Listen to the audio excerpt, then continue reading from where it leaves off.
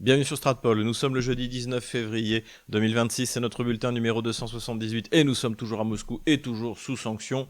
Pour nous aider, eh bien, il faut vous inscrire dans nos différents médias sociaux pour que quoi qu'il arrive, la censure ne puisse pas nous toucher. Donc il y a bien sûr X, il y a Telegram, il y a Rumble, il y a Odyssey, il y a VK aussi pour ceux qui habitent en Russie.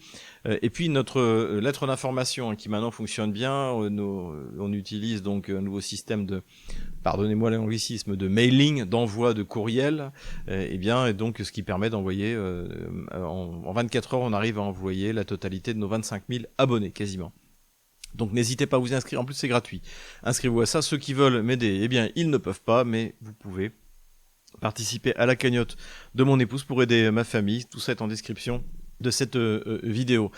Abonnez-vous également à Géopolitique Profonde qui traite ce mois-ci d'un sujet extrêmement important, dont on va parler d'ailleurs dans cette vidéo, l'Arctique, l'Arctique qui est une route alternative pour le commerce qui regroupe au moins un quart des réserves d'hydrocarbures dans le monde, de ressources encore même qu'on ignore. Donc voilà, c'est un sujet extrêmement important. Tous les intervenants sont de qualité comme d'habitude dans le magazine Géopolitique Profonde. Je reparle de la censure, j'avais expliqué, donc nous avions migré de OVH en France vers l'Islande, comme c'était hors dictature Union Européenne, on s'était dit que c'était plus tranquille, mais en fait non, on a été rattrapé par la patrouille, donc nous avons maintenant migré aux États-Unis, et donc tout ce que nous allons recréer, a priori, va être basé aux États-Unis. D'ailleurs, je vous prépare quelques surprises cette année. Et donc, ce qui est intéressant, c'est qu'il y a plusieurs initiatives qui sont en train d'être prises pour imposer, c'est ça qui est assez paradoxal, à l'Union Européenne, donc qui est une dictature sur le modèle soviétique de l'UERSS, pour imposer la liberté d'expression. Donc d'ailleurs on a vu ça, j'ai vu ça sur le Florian Philippot, sur son compte X, puisqu'il explique que donc il y a un site qui va être créé, freedom.gov aux États-Unis, pour les contenus qui sont interdits dans la dictature bruxelloise. Donc ça, je trouvais ça assez excellent. Et ce que j'ai apprécié aussi d'ailleurs, c'est le cri de guerre de Florian Philippot, courage, on les aura. Je valide 100%. Alors ça, c'est une première chose. Et une deuxième chose, donc il y a un document qui a été fourni par la Chambre des représentants américaine, donc le Parlement américain, sur précisément ce problème de liberté d'expression qui est en train de disparaître en Europe et qui en plus touche les grandes plateformes américaines.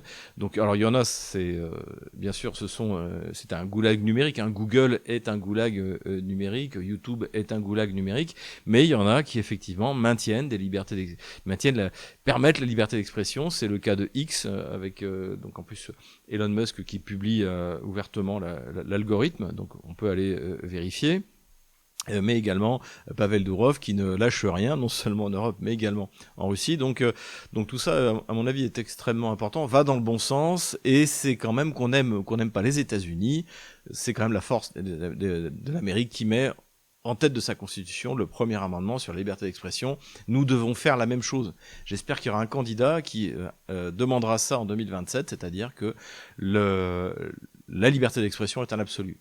Paramount, comme a dit Elon Musk, sauf bien sûr l'appel au meurtre et à la sédition, mais le reste, en fait, tout doit être autorisé et ça doit être un absolu. Voilà. Donc on espère que ça va avancer de ce côté-là. Donc il y a d'un côté donc freedom.gov qui doit être mis en place bientôt, et donc j'ai pas encore eu le temps de le lire, mais ce gros dossier sur la liberté d'expression pour faire en sorte que la dictature de Bruxelles ne puisse pas empêcher la liberté de circulation des informations. Voilà. Et évidemment ce dont j'ai été moi-même victime, puisque on m'a censuré pour ce que je disais. Je n'ai jamais enfreint aucune loi, et donc j'ai été censuré sans tribunal, sans avocat, sans que je sache pourquoi, jusqu'au jour de la condamnation.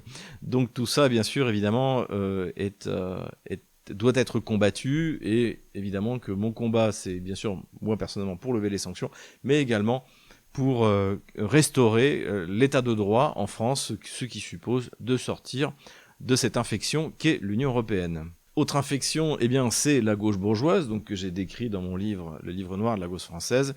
Et évidemment, la mort de Quentin. Alors, il y a eu plusieurs analyses qui ont été faites. Hein. J'ai repris celle d'Hervé Rissen, j'ai entendu celle de Sylvain Ferreira, et eh bien tout ça, je les valide. Donc, bien sûr, ce malheureux Quentin qui aurait fait sans doute un père de famille fantastique, un père de famille catholique fantastique, eh bien, a été tué par ces bêtes sauvages que sont les antifas, qui sont en fait les héritiers des sans-culottes, donc qui n'étaient pas un mouvement populaire. Les sans-culottes, en fait, c'est les bourgeois du faubourg Saint-Antoine, qui tout d'un coup on donne des armes et on donne tous les droits. Et donc qui coopèrent avec le tribunal révolutionnaire, avec le comité de salut public, pour organiser le massacre des Parisiens, de ceux qui ne sont pas d'accord avec eux. Et encore une fois, ce n'est pas une réaction populaire contre une dictature, contre la monarchie. Ce sont des bourgeois qui veulent prendre le pouvoir et imposer leurs idées de tarés. Et aujourd'hui, on est exactement dans la même situation. Les antifas, ce sont des gosses de Bourges. D'ailleurs, vous avez qu'à voir ceux qui ont été... alors, je ne sais pas s'ils ont été arrêtés. En plus, comme évidemment, ce sont des enfants de la bourgeoisie, et je crois qu'il y en a dont le père est juge. Donc, évidemment, la police a pris son temps pour les arrêter et pour leur laissant le temps donc de nettoyer tout ce qui était possible et imaginable. Et ils vont s'en sortir. Ils vont s'en sortir. Ils s'en sortent toujours parce qu'ils sont le pouvoir. Et les antifas sont des indicateurs de police. Ce sont ceux que la police envoie, que le régime envoie, que les juges rouges protègent et envoient pour saboter les manifestations comme celle des Gilets jaunes. Je l'ai vu sur place. Donc ces gens-là travaillent avec le régime. Et partant de ça, partant le fait que les antifas sont des auxiliaires de police et sont complices des juges rouges en France, il fallait évidemment pas aller manifester, faire une contre-manifestation plutôt pour une conférence qui était donc organisée par la France Insoumise, par Rima Hassan sur la Palestine. En plus, ce malheureux Quentin était catholique, donc lui, il aurait plutôt dû aller soutenir les Palestiniens, puisque je rappelle que les Palestiniens, il n'y a pas que des musulmans, il y a aussi des chrétiens, et ils sont persécutés de la même manière. Donc ce combat est tout simplement absurde, et celles visiblement qui en ont pris la responsabilité portent la mort de Quentin sur leur conscience, pas autant évidemment que ces bêtes sauvages qui se sont jetées sur lui, mais ça c'était prévisible. Encore une fois, il n'y a rien qui les limite. Et d'ailleurs le leader de ces antifas, qui est maintenant député de la France Insoumise, Raphaël Arnaud, l'a dit, à partir du moment où vous êtes désigné comme fasciste, antidémocratique, raciste par les antifas, ils ont le droit de vie ou de mort sur vous, comme en 1792. L'acte fondateur de la gauche française, c'est 1792. Et de Emmanuel Macron jusqu'à Raphaël Arnaud en passant par Jean-Luc Mélenchon, c'est leur code. Ils ont le droit de nous tuer puisque nous ne pensons pas comme eux. Pas de liberté pour les ennemis de la liberté. C'est Saint-Just qui a défini ce qu'était la gauche française. Et c'est ça. Et même si vous les voyez gentils, ces juges rouges, etc., qui soutiennent, qui vont faire qu'ils vont s'en sortir, je suis désolé. La seule chose qui pourrait faire que Raphaël Arnaud paye un jour pour ces crimes-là, eh bien, ce serait dans un autre pays, comme l'Italie. D'ailleurs, on a appris qu'il était également inquiété, parce qu'en Italie aussi, il organise ces unités de représailles pour réprimer tous ceux, et tuer potentiellement tous ceux qui ne sont pas d'accord avec lui. Donc voilà où on en est. Et surtout, si vous êtes un jeune nationaliste catholique, n'allez pas militer dans des choses où vous restez de perdre la vie qui ne servent à rien, voire qui sont contre-productives. Voilà. Mariez-vous, faites des enfants, lisez, soyez militants quand c'est intelligent pour protéger des conférences qui sont organisées par les nôtres, etc. Mais n'allez pas dans des aventures où finalement ce sera utilisé par le régime, ce qui est très bien expliqué par Sylvain Ferreira, pour alimenter la guerre civile et nous faire oublier qui est l'ennemi. Le rôle du politique, c'est de désigner l'ennemi. Donc, encore une fois, faites un effort intellectuel, ne vous laissez pas avoir. Voilà, c'est extrêmement important. En tout cas, toutes mes pensées vont à la famille de Quentin, et toutes nos prières également, évidemment, l'accompagnent en ce début du carême 2026.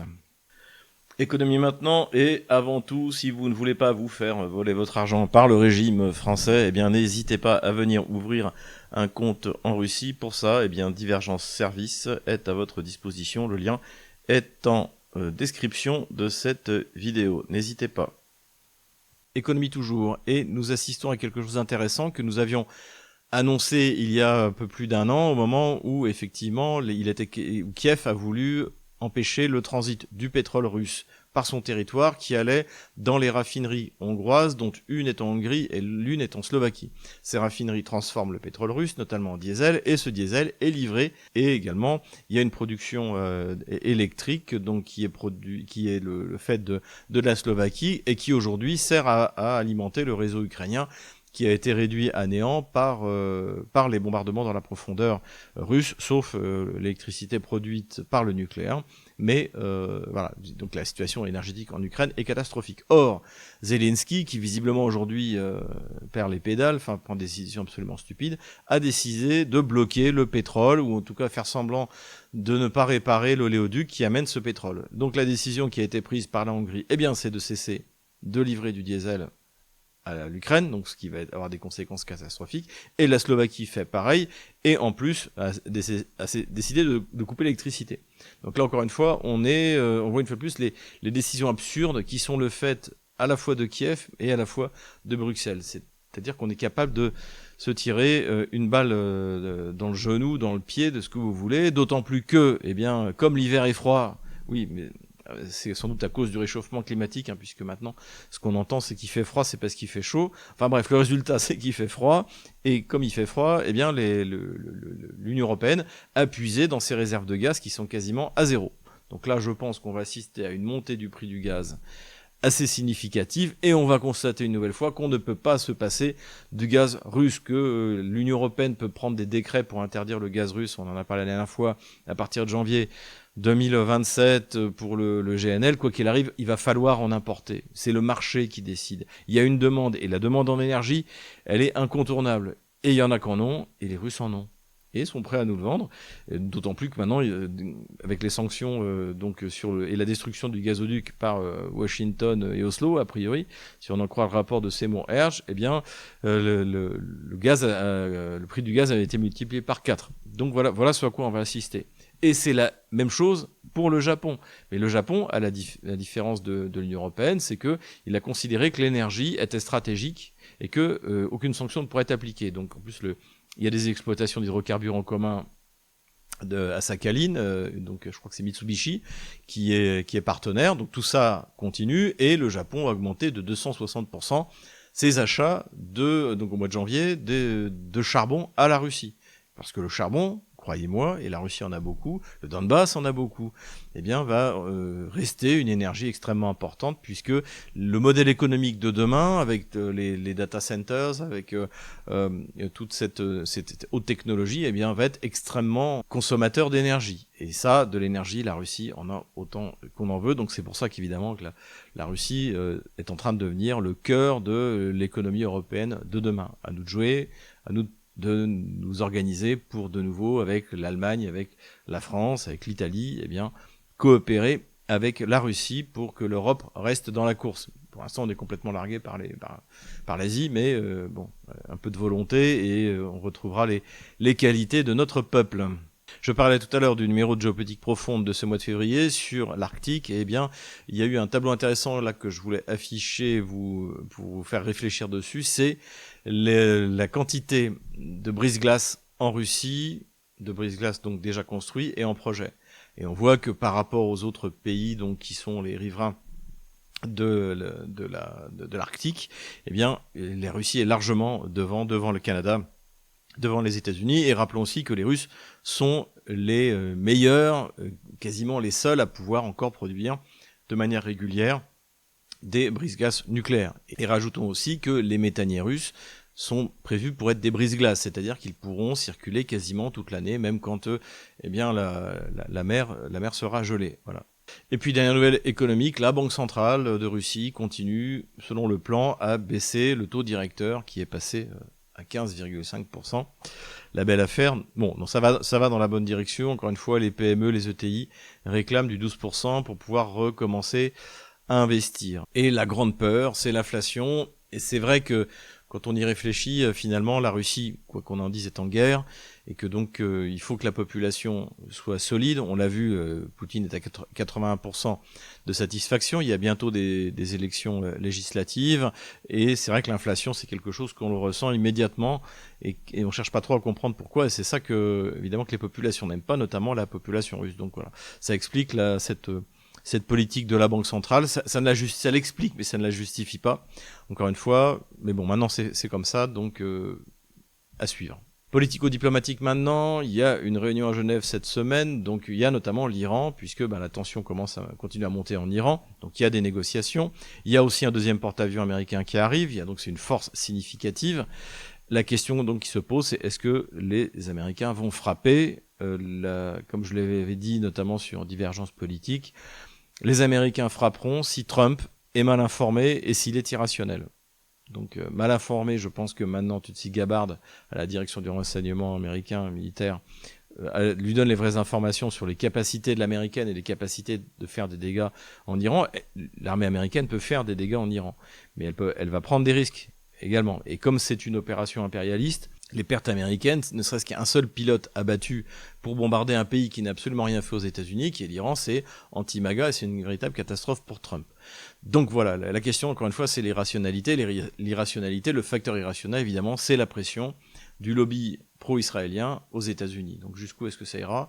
Je pense qu'on va être fixé dans les semaines qui viennent. La Russie a son rôle à jouer. D'ailleurs, le ministre de l'énergie russe était à Téhéran aujourd'hui, où je tourne cette vidéo, puisque dans l'accord sur le nucléaire civil entre la Russie et l'Iran, il est noté que si l'Iran décidait d'acquérir l'arme nucléaire, la Russie se retirait de cette coopération. Donc la Russie pourrait être un garant dans un accord entre Washington et Téhéran.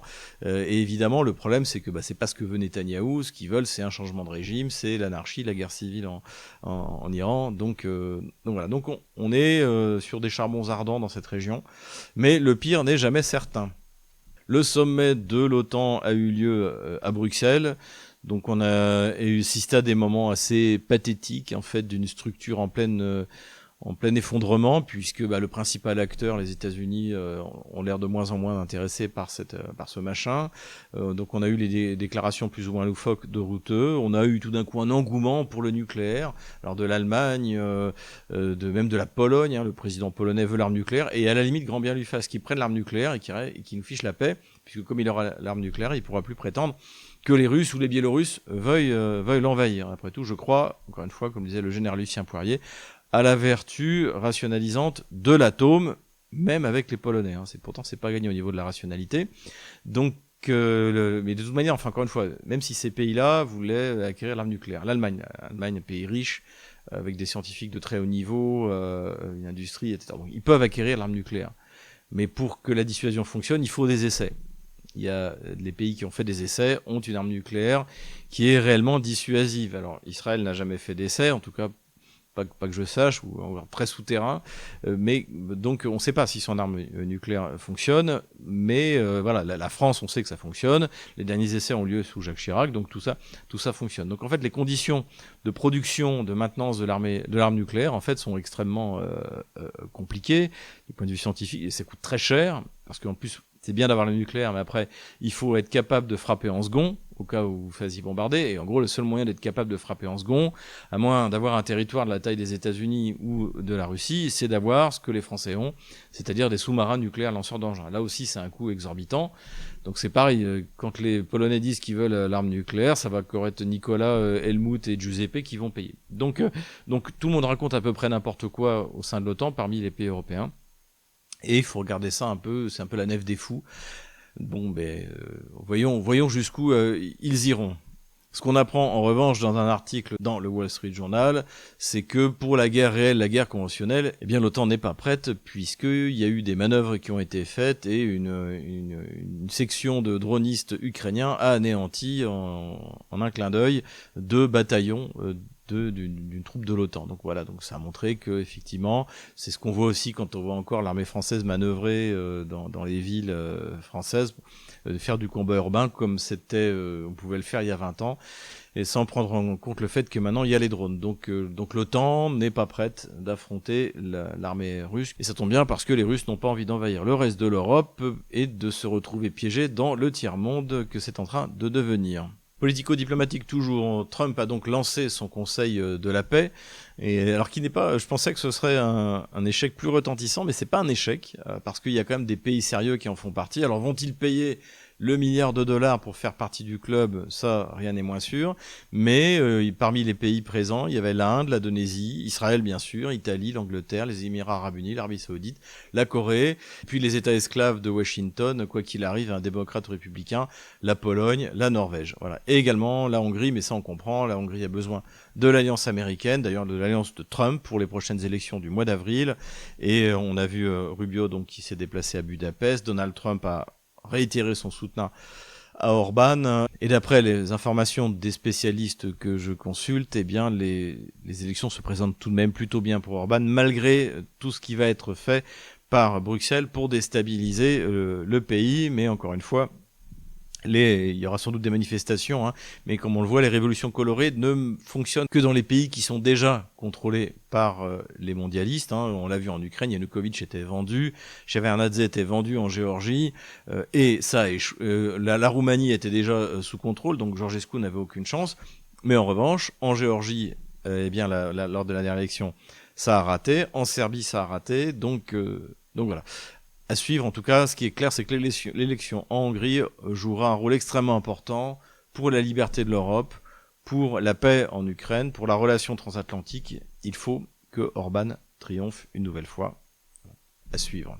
Politico-diplomatique toujours, le président Emmanuel Macron, pour encore un peu plus d'1 an, s'est rendu en Inde. Donc l'Inde est un des rares succès diplomatiques d'Emmanuel Macron. Et pourquoi c'est un succès? Parce que ça n'a rien à voir avec lui. C'est grâce à l'excellence française. L'Inde est un gros client d'Airbus. L'Inde est un gros client maintenant du Rafale, le meilleur avion de chasse multirôle au monde. Et donc il y a un gros contrat en perspective, 114 qui ont été confirmés par le ministère de la Défense indien. Donc il y a eu 2-3 ans également une grosse vente d'Airbus. D'ailleurs Emmanuel Macron avait pris la parole lors d'une conférence avec Narendra Modi qui lui avait parlé en hindou, et Macron, au lieu de parler en français, il a parlé en anglais. Et là, c'est ce qu'il a recommencé avec son mauvais anglais de premier de la classe.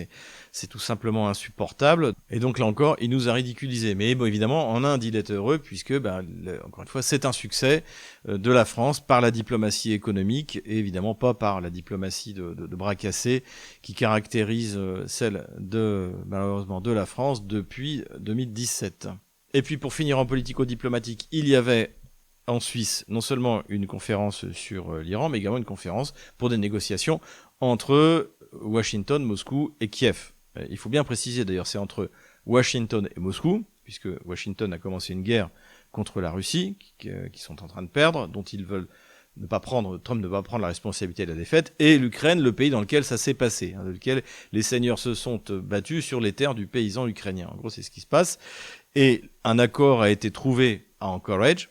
Cet accord, d'ailleurs, on ne sait pas trop ce que c'est, on a une petite idée, mais il est désormais revendiqué publiquement par les représentants russes, notamment Peskov. Et la question aujourd'hui, c'est que cet accord doit être appliqué par l'Ukraine sous la pression de Washington, qui pour l'instant met une pression tout à fait relative. Alors oui, il y a les affaires anticorruption, mais s'ils veulent arrêter la guerre, encore une fois, il n'y a qu'à couper Starlink, c'est fini dans 15 jours. Et couper le renseignement militaire, les approvisionnements d'armement, même si c'est aujourd'hui l'Union européenne qui paye. Tout cela va de soi. Il y a eu 2 jours de négociations très longues, donc dirigées côté russe par Medinsky, qui dirige la délégation russe depuis 2022, je le rappelle. Du côté ukrainien, c'était Umerov, l'ancien ministre de la Défense. On ne sait pas ce qui s'est passé. Les déclarations, notamment de Medinsky, ont été extrêmement laconiques. Ça a duré moins de 2 minutes. Et ça, c'est bien. De la même manière, quand Emmanuel Beaune, qui vient envoyer de Macron, on ne sait pas ce qu'il est dit, le Quai d'Orsay ni l'Élysée non confirmé ou infirmé, c'est bon signe. On est de nouveau dans le professionnalisme, et c'est ce cas-là. Donc on ne sait pas ce qui s'est dit. Ce qu'on sait, c'est que la pression, elle va être mise évidemment du côté de Donald Trump, mais également du côté de la Russie, par les frappes dans la profondeur, et par l'armée russe, encore une fois. Donc tout cela va dans le bon sens, et je maintiens ma prévision que les combats prendront fin cette année. Peut-être pas la signature de traité, mais je pense que les hostilités à un moment cesseront évidemment à l'avantage de la Russie et par l'évacuation du Donbass de l'armée otano-kievienne. Voilà où on en est. Alors maintenant, il y a cette vidéo qui a pas mal circulé où on voit un F-16 en train de tirer un missile AIM-125 AMRAAM américain, donc qui coûte $1 million pour abattre un Gerran russe qui doit coûter, allez, comme c'est la version la plus modernisée, quelque chose comme $30 000. Et donc là, évidemment, tous les commentateurs ont souligné que si ça continue comme ça, eh bien les ressources vont être épuisées. Et voilà, c'est le problème, encore une fois, de faire de la guerre. La guerre à haute intensité signifie la production de masse. Donc on ne peut pas déployer des moyens pour faire la guerre à l'Irak comme en 2003, ou en 1991 d'ailleurs, comme les moyens qu'il faut mettre pour battre la Russie. Il faut de la masse et pas cher. Et là, avec le F-16 et son missile, on en est loin. Et la question qui se pose, c'est qui pilote les F-16 ? Et comme il fallait s'en douter, eh bien il y a peut-être quelques Ukrainiens, mais sans doute pas beaucoup, parce qu'il faut avoir de l'expérience, etc. Et donc, selon Intelligence Online, donc ce sont des pilotes mercenaires américains ou danois, d'après ce que j'ai vu. Je vous recommande la vidéo de A.T. Chouette, d'ailleurs, qui en parle, qui dit que c'était pas franchement une bonne idée de l'annoncer, parce que ça justifie le narratif russe et le narratif de Stratpol qui explique que, encore une fois, je parle d'armée otano-kievienne. Donc, dans une armée otano-kievienne, il est tout à fait normal que les pilotes de F-16 soient des pilotes de l'OTAN, hein, et donc des pays de l'OTAN. Donc voilà, aucune surprise à cela. On n'apprend rien, mais c'est bien que ce soit public désormais. Et enfin, armement. Arme des transmissions, et on va reparler de Starlink. Donc Starlink, comme on va le voir dans les considérations militaires générales, la coupure de Starlink pour l'armée russe n'a pas eu de conséquences catastrophiques, contrairement à ce qu'espéraient les soutiens de Kiev. Les Russes se sont adaptés, comme je l'avais expliqué, ils ont des moyens dégradés qui fonctionnent évidemment moins bien que Starlink, mais ils ont mis en place, alors après il y a beaucoup d'histoires, je ne sais pas ce qui est vrai ou pas, mais ils ont mis en place des systèmes qui permettent de compenser la perte de Starlink. Et également, là aussi on en avait parlé, d'après ce que j'avais lu dans la presse un peu spécialisée, un peu la presse informatique, des hackers russes, ça c'est pas ce qui manque dans ce pays. Eh bien, les Russes ont commencé à trouver des solutions pour contourner le filtrage par le logiciel d'IA, donc qui permet aux Ukrainiens qui utilisent Starlink, eh bien de débloquer leur terminal, hein, sachant que officiellement, il y a 23 millions d'Ukrainiens, c'est-à-dire la quasi-totalité de la population, qui utilisent Starlink. Donc, non seulement dans l'armée, mais également sur tout le territoire. C'est ce qui marche le mieux. Et donc, en fait, n'importe qui peut demander à débloquer le terminal, et donc y compris les civils. Donc il faut juste en faire la demande. Et ce que font les Russes, c'est bien qu'en fait ils payent des Ukrainiens pour qui débloquent leurs propres terminaux. Donc voilà, il y a différentes solutions, et puis des solutions aussi plus technologiques de hacking qui permettent de contourner cette vérification. Ce qu'on voit en tout cas, et c'est ce que j'avais anticipé lorsque Starlink a commencé à être coupé le 6 février, autour du 6 février de cette année, eh bien c'est que les Russes avaient des solutions dégradées et qu'ils avaient anticipé cette coupure potentielle.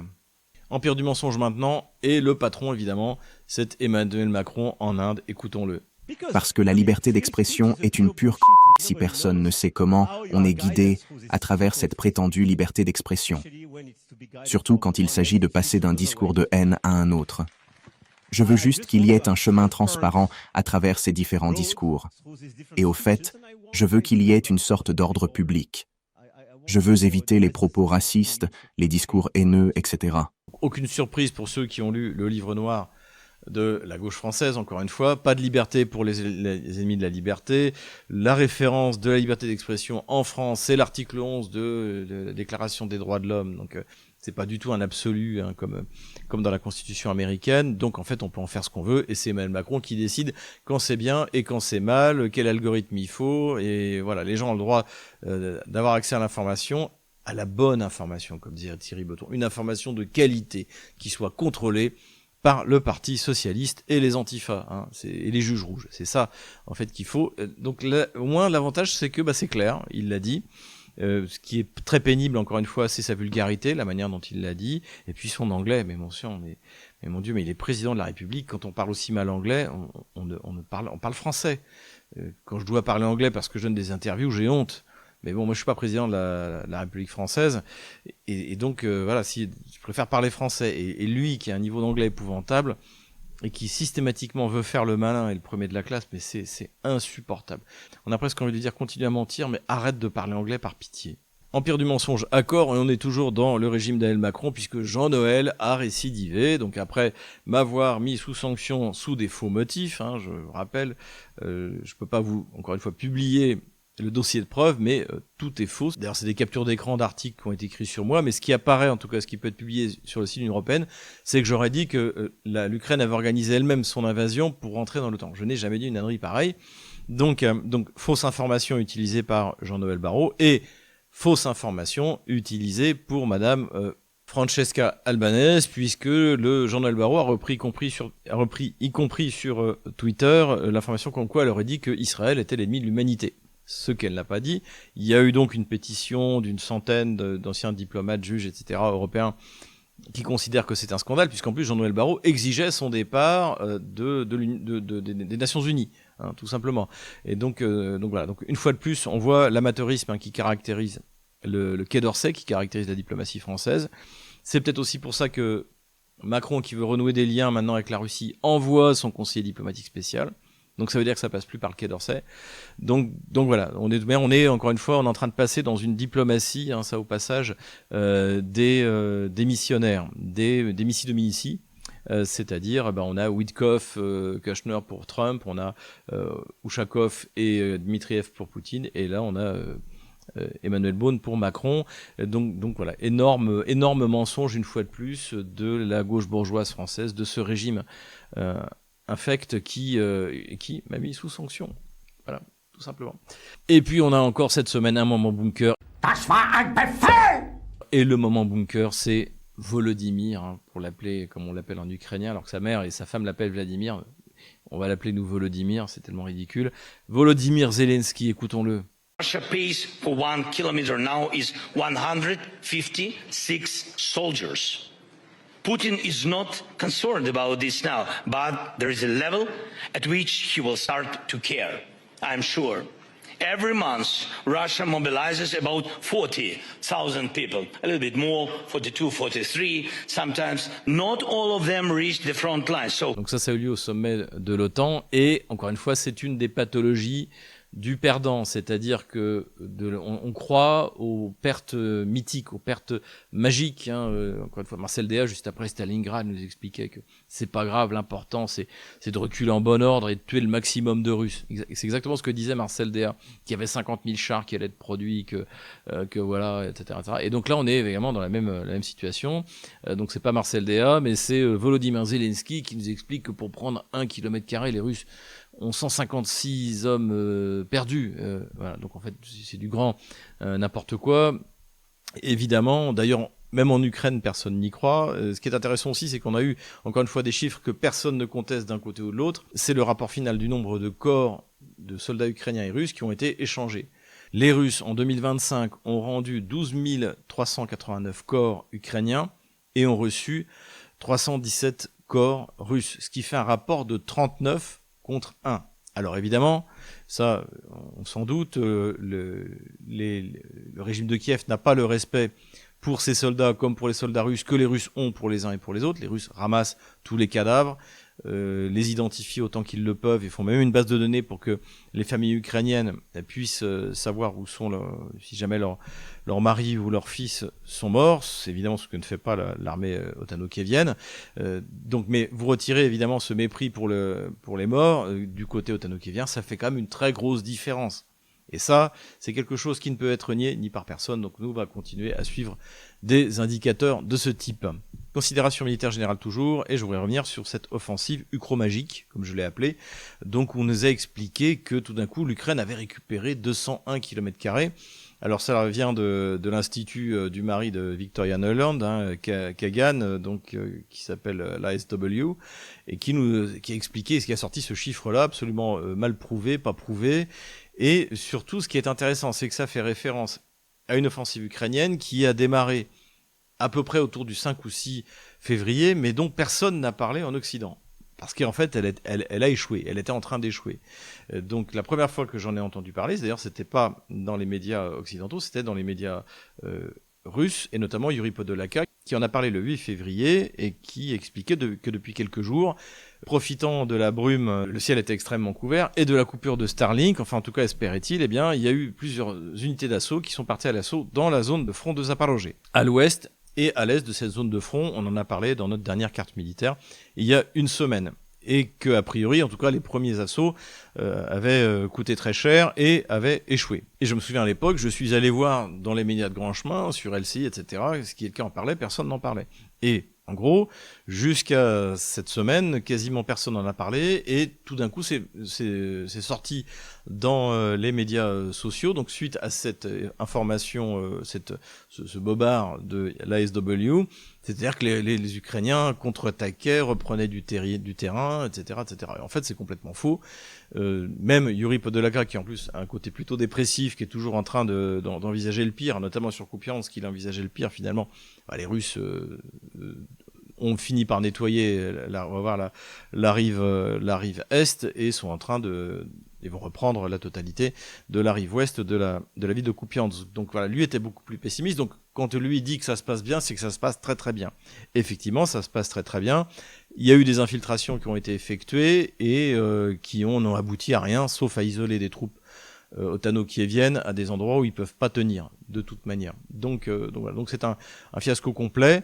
Et ce qui est intéressant, je voudrais savoir quel est le mécanisme qui fait que tout d'un coup, encore une fois, on en a parlé. Alors il y a l'ASW, donc visiblement un signal a été donné par la gauche américaine. Il faut soutenir Zelensky, il est en train de négocier dans son rendez-vous à l'OTAN et les négociations à Genève. Il faut faire croire que l'Ukraine peut encore faire quelque chose. C'est sans doute ça qui s'est passé. Mais concrètement, sur le terrain, ce que ça démontre, c'est que le niveau de l'armée ukrainienne diminue de manière catastrophique. Entre ce qu'elle a réussi à faire, alors elle était à 8 contre 1 dans la région de Kharkov en 2022, à Kherson. On a vu en 2023 qu'elle était incapable d'organiser réellement une grande offensive à grande échelle. Et puis, il y a eu l'épisode lamentable de Kursk en 2024. Mais là, c'est encore pire. Il y a aussi un point d'ailleurs assez intéressant, c'est que pour ceux qui nous expliquent que c'est un succès, au moment où l'offensive est lancée, eh bien, je crois que c'est le 8 février, le général Manko, qui commande les troupes d'assaut dans la zone de Zaporozhye, est limogé parce qu'il fait n'importe quoi. Donc en fait, c'est un énorme fiasco, mais dans l'empire du mensonge, eh bien, on est capable de tout transformer en victoire, mais malheureusement, le terrain, lui ne ment pas. Souvenez-vous. À partir de l'été 2022, on entendait tout et n'importe quoi. J'ai décidé de faire cette carte des opérations militaires.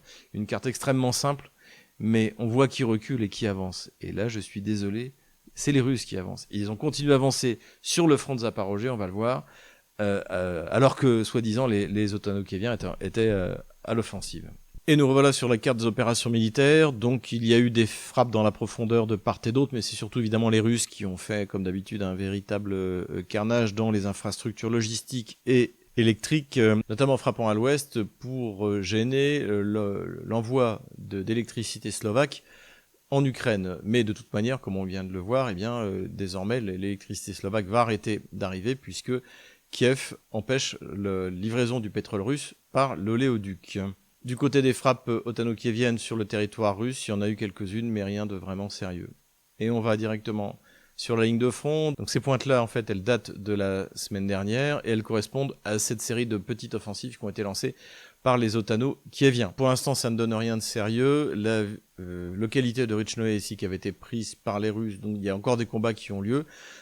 C'est tout ce que ça donnait à cet endroit-là. Ici, on voit que c'est un échec complet puisque l'offensive, ces deux offensives, eh bien, finalement, ont été repoussées et les Russes se sont même emparés de 2 localités supplémentaires. Magdalenovka ici et Zapasnoe à cet endroit-là. Même sanction, même punition pour les offensives qui ont lieu dans la direction de Gouliapol, c'est-à-dire que non seulement elles ont échoué, mais en plus les Russes se sont emparés de 2 nouvelles localités, Krynychnoe ici et Tvetskoyevo à cet endroit-là. C'est pareil, il y a eu de gros combats autour de Ternovate ici. La localité est passée entre les mains de l'un et de l'autre, mais finalement, a priori aujourd'hui, ce sont les Russes qui tiennent cette localité.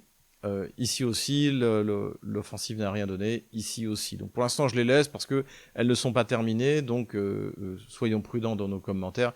Mais pour l'instant, c'est un fiasco complet. Et évidemment qu'on n'y voit pas les 201 km² que les Otanokieviens auraient repris. D'ailleurs, même s'ils reprenaient 201 m², qu'est-ce que ça signifie face à l'effondrement progressif de l'armée otano-kievienne? Du côté de Konstantinovka, là aussi, les Russes ont progressé, comme on le voit ici. Plus au nord, les Russes ont lancé une offensive pour essayer de s'emparer des hauteurs au sud de Zakitnoé, ici, et se dirigent vers Krivaluka à cet endroit-là. Les combats continuent à l'intérieur de Liman, rien n'a bougé particulièrement.